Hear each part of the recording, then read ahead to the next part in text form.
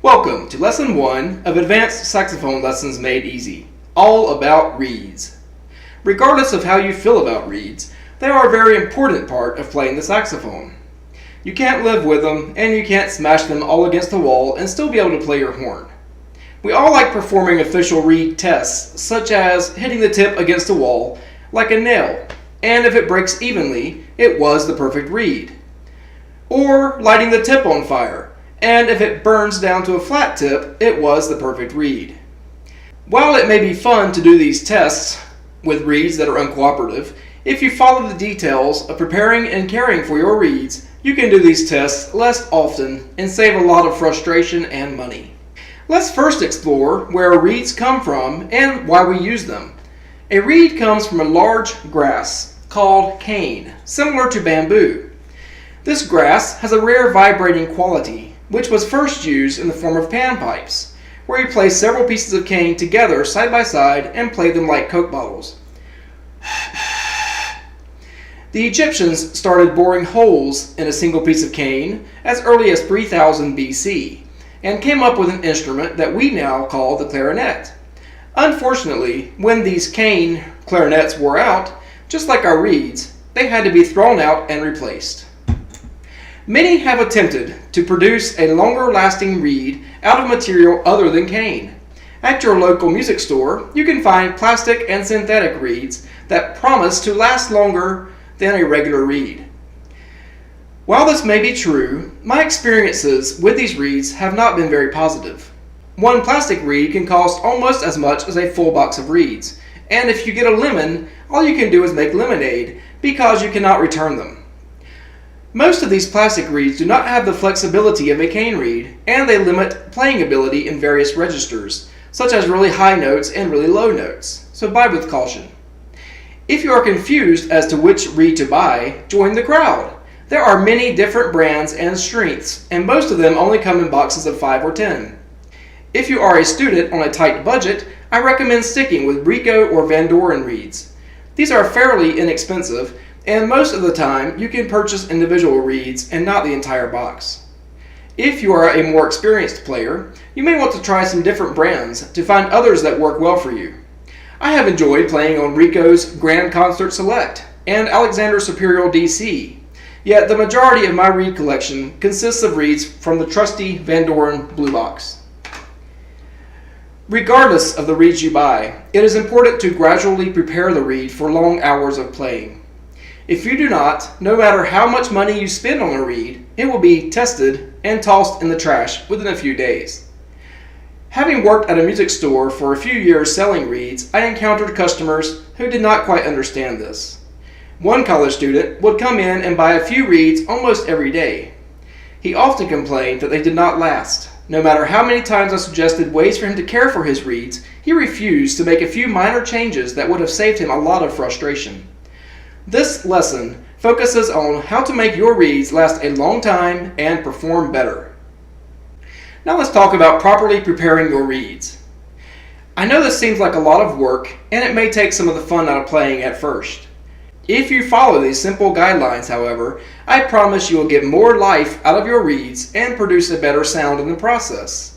How many times have you taken a new reed out of the box, put it on your mouthpiece, and played as loud and as fast as you could for 30 minutes or longer? Then the next day, you give the reed a previously mentioned test and toss it in the trash. I did this many times until I learned there was a better way. One last point before we dive into the process. Which strength of reed is right for you? If you're the kind of person who buys the hardest reed your music store sells, then listen up. The higher the number, or the thicker the tip of the reed, the more air you must use to produce any sound at all. And 9 times out of 10, that sound is going to be very forced and fuzzy sounding. Please leave your ego at the door and buy a reed that is right for you. I do not know any good players who use a reed higher than a 3.5 in strength.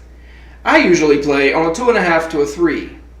This is because you can get a very clear and controlled sound with a softer reed. You will also get equal support over the entire horn and much more flexibility for dynamics, vibrato, and yes, the high notes. With that said, let's get down to business.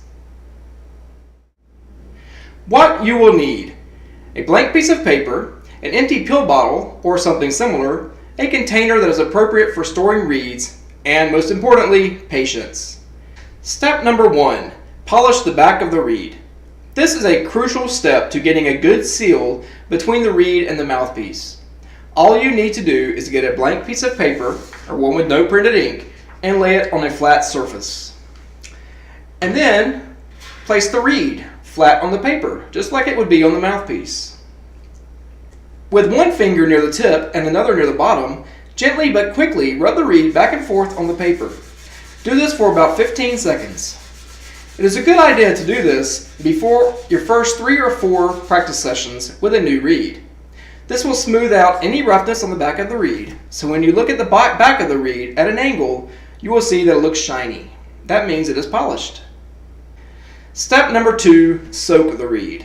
What has worked best for me is to soak a new reed in a small film canister, pill bottle, or a small cup for a few minutes with clean distilled water. This keeps the bacteria that are in your mouth from building up on the reed. Although it may not be practical when you are playing a gig or having band practice, it should not be a problem during practice sessions. Fill a cup with enough water to cover about half the reed. I usually soak the bottom first for about a minute, and then carefully flip it over to soak the tip for about the same. This way you get a tight seal on the entire mouthpiece. Take the reed out, lick off any excess water, and then position it on your mouthpiece.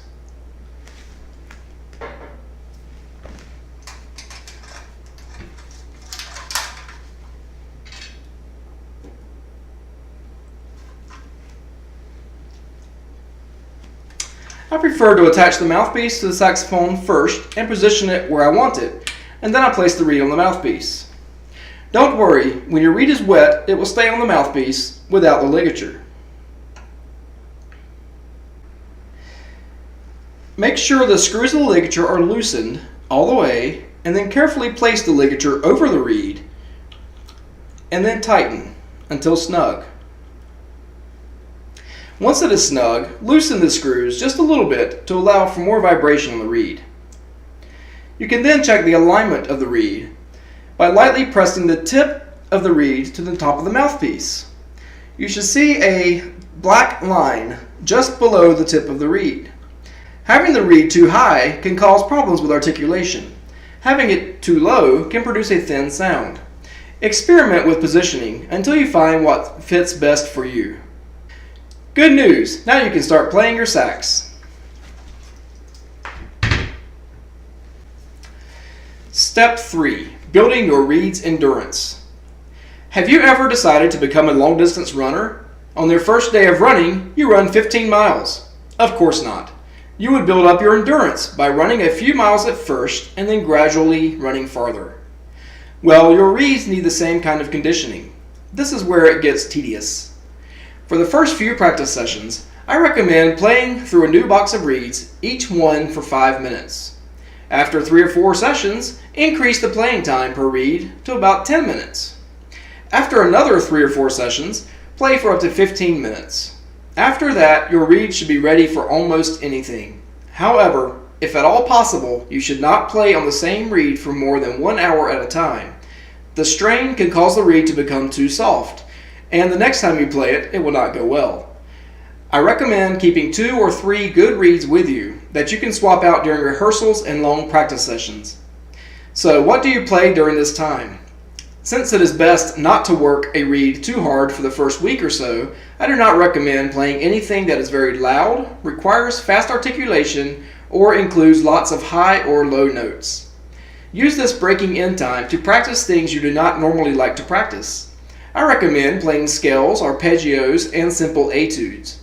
It is a win-win.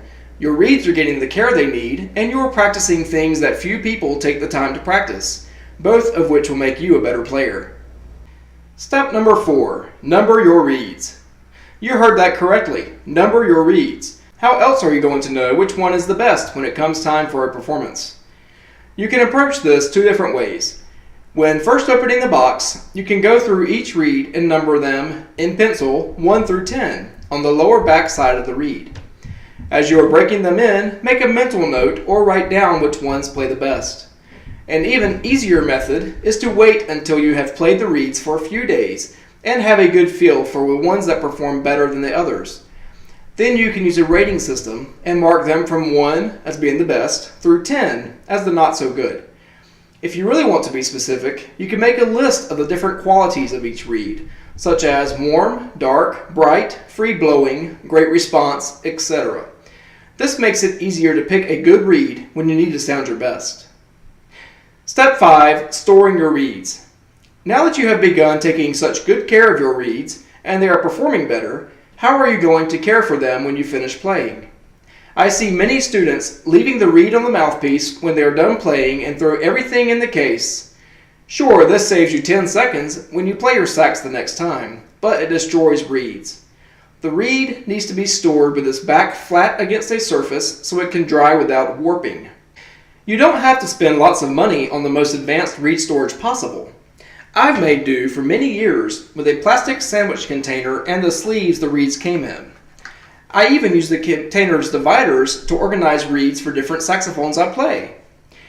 Here I have my baritone sax reeds, alto sax, soprano sax, and I even have some tenor saxophone reeds in here.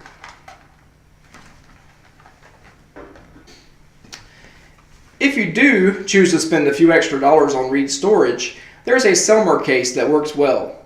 It has a glass surface to place the reed on, and it closes securely with felt lining to hold the reed in place. Now let's talk about some troubleshooting.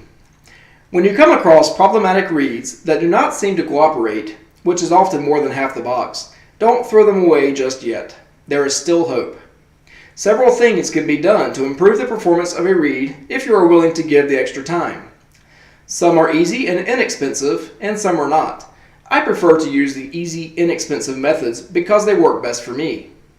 You can buy reed tools such as knives, clippers, and even a device that clones the perfect reed. All I use is a simple razor blade or utility knife when I am not yet ready to give up on a reed. The first thing to try before taking a knife to it is simply to move the reed up or down slightly on the mouthpiece. This will fix many problems that are caused by a reed being too stiff or too soft. If it is too stiff, there will be a lot of resistance when playing, and it will be difficult to play quietly in any given register.